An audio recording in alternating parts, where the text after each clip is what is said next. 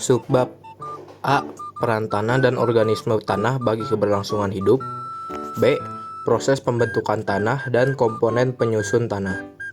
C. Upaya menjaga kelestarian tanah. A. 1. Peran tanah bagi kehidupan. Tanah merupakan tempat hidup bagi berbagai makhluk hidup, termasuk tempat hidup bagi tumbuhan. Tumbuhan sangat memerlukan unsur hara atau nutrisi berupa mineral dan air yang terkandung dalam tanah. Beberapa jenis tumbuhan dari kelompok polong-polongan atau kacang-kacangan membutuhkan bakteri yang ada di dalam tanah untuk membantu akar melakukan penyerapan dan pengolahan zat hara. A. Tempat hidup hewan dan bakteri. Tanah berfungsi sebagai tempat hidup bagi berbagai macam hewan. Dalam tanah juga terdapat bakteri. B. Penunjang kesehatan dan penyediaan keperluan manusia. Berbagai aktivitas manusia dilakukan di atas tanah. Rumah manusia juga dibangun di atas tanah. Manusia juga menggunakan berbagai jenis tanah sebagai bahan bangunan. Berbagai macam barang kerajinan dan perabotan rumah tangga juga banyak dibuat dari tanah. C. Penyediaan dan penyaringan air.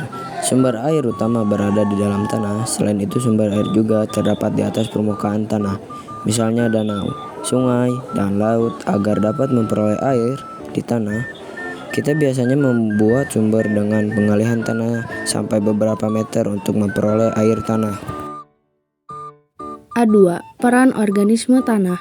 Organisme tanah pada umumnya berada di lapisan tanah paling atas, kurang lebih 10 cm di bawah permukaan tanah. Sekitar 80-100% aktivitas biologis yang terjadi di tanah dilakukan oleh jamur dan bakteri. Hasil aktivitas biologis yang dilakukan oleh hewan, jamur, dan mikroorganisme inilah yang dapat mempengaruhi kesuburan, tekstur, dan kegemburan tanah. Macam-macam peran organisme tanah. A. Dekomposer. B. Pereaksi kimia dalam tanah. C. Pengurai polutan dalam tanah. D. Pencegah penyakit tanah. E. Pemberi pengatur pada tekstur tanah. F. Pengatur kegemburan dan struktur tanah. B. 1. Proses pembentukan tanah.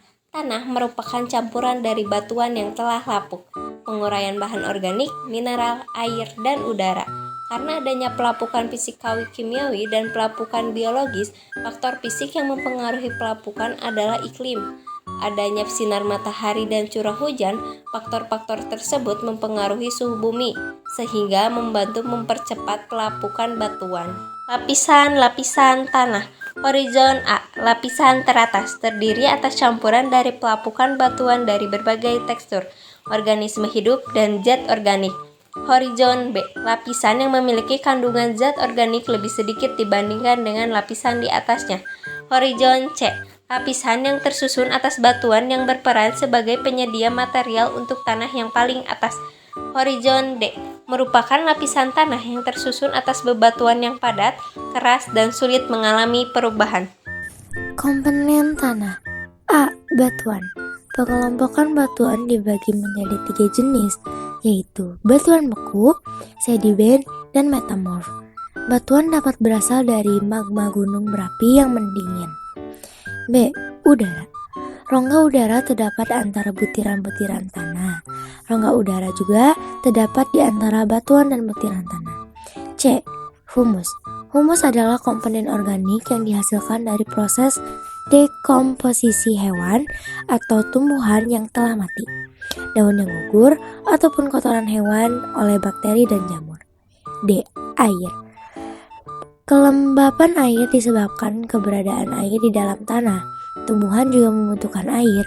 Air diserap oleh tumbuhan setelah air menembus tanah dan mencapai akar.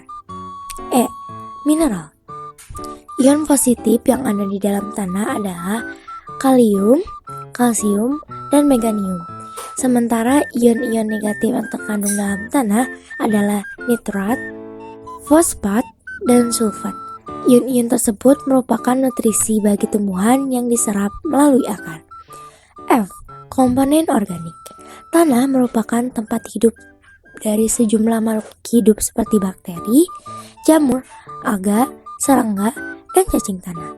Organisme tanah disebut mengurai bahan-bahan yang berasal dari sisa makhluk hidup, sehingga menghasilkan material organik di dalam tanah.